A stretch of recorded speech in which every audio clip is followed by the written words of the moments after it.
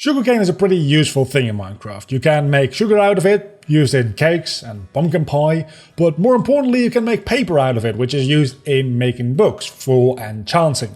But for that you'll probably want a sugarcane farm, and since you're lazy, just like me, you probably want it to be automated. Well, here you are, a fully automatic, passively generating sugarcane farm. We're going to go over how to build this step by step. It's a fairly easy farm, so let's get into what you need for it. You'll need a couple of chests. A single double chest will probably be enough to fill up all the sugarcane you'll ever need. It is expandable if you so desire, but you probably don't need that. A couple powered rails, some normal rails, some building blocks. I like to use glass for the ones that you can actually see. But you don't have to use glass, you can use opaque blocks if you want to. I tend to use opaque blocks for things like where I put the redstone. You want observers, an equal amount of pistons, an equal amount of redstone as well. You'll want some water, obviously, because sugarcane only grows next to the water. You'll want a redstone repeater, a redstone comparator, and a redstone torch, as well as some redstone dust on top of that. Because you need one redstone dust here, I do believe. Actually, in this design, you do not. Never mind. You need some more redstone torches to power the rails. You need some dirt to place the sugarcanes on. Sand does not actually make sugarcane grow any faster. That is a myth. Don't believe that. And of course, you need some sugarcane to get your build started. So let's get all of this into my inventory. And let's get started building this thing. I'll give you a quick tour of what we're going to be doing underground. We're going to be building this entire thing above ground, I think, most likely, I don't know. So what we do here is we have a hopper minecart going back and forth on the same track every single time to collect any sugarcane that might have fallen down from the farm. And then deposited in this hopper into this chest. As you can see, there's a couple of powered rails to make sure that this thing keeps running.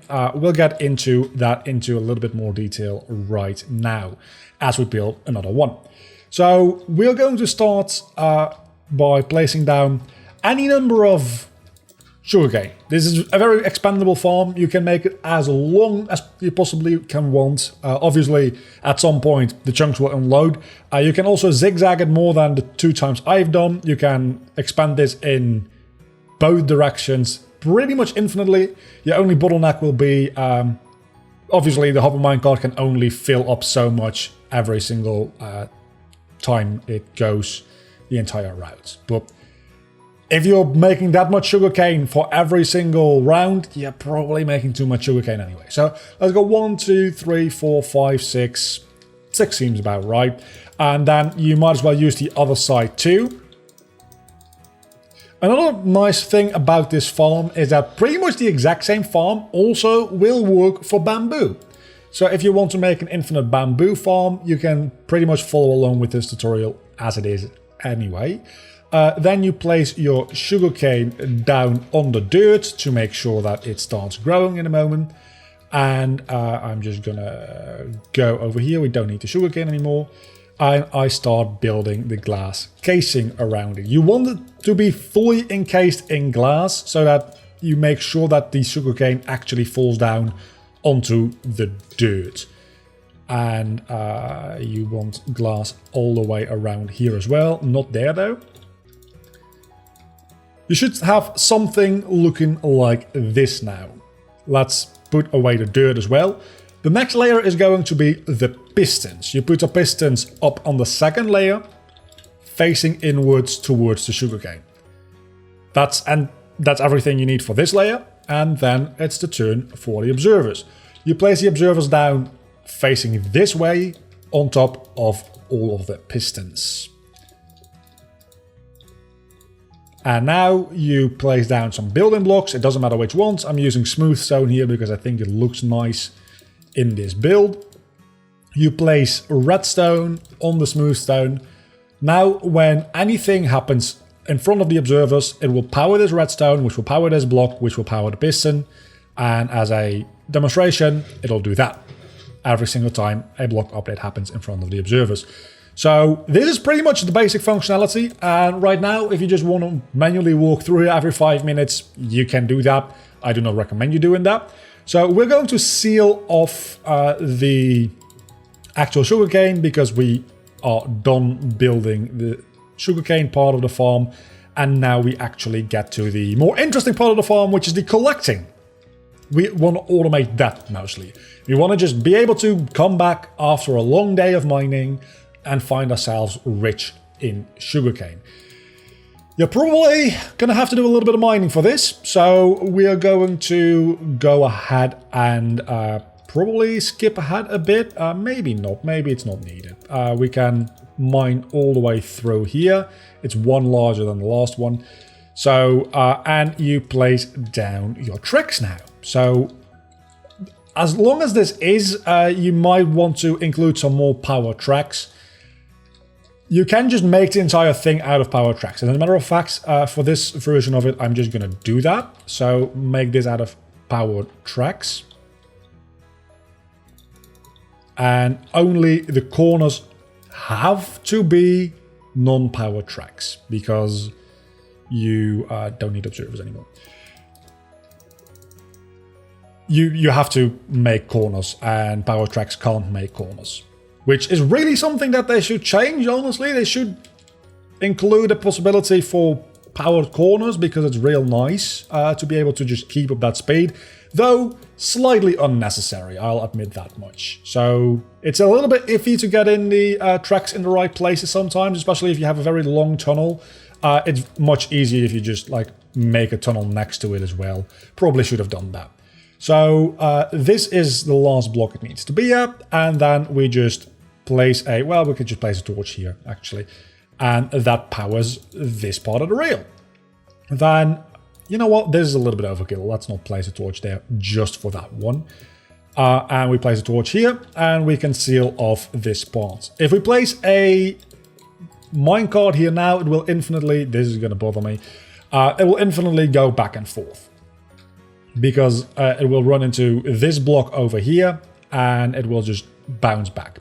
Now comes the interesting part, the collecting part. You do want to separate this from the other rails by placing a normal rail down here, and then we go up a little bit. I like to have it go up. You don't need to have it go up as much, but you do need to have a bit of an increase in height because you want to be able to place down your hopper system here. So what you do is let's have it go one higher even actually, just so that I can build this fully above ground. So place down your double chest here and your hopper. It can be any amount of chests. I don't have a hopper. You also need hoppers. Didn't I include those? I thought I included those. I think it should be obvious. You need hoppers. You need hoppers for everything. Every farm in Minecraft needs hoppers. I'll probably just add that on screen. What you do want to watch out for though is you do not want to do what I just did, because in order to make the farm work, you need to have a block here.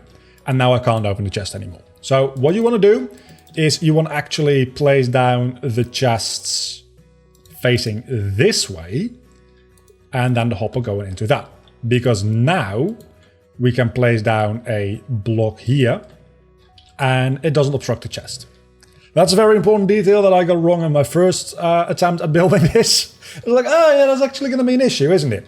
So now we go into comparator, goes into a block, redstone torch, repeater, and this little system here will check if there is anything in the hopper. As long as there's anything in the hopper, the minecart track will be disabled. The moment the hopper becomes empty again, it will no longer be disabled, and as such, we will have a hopper cart that will check, is there anything in me? Because if there's anything in the hopper cart, it'll put it into the hopper, deactivate the rail, just continue to pour everything into this hopper until it's empty into the chest.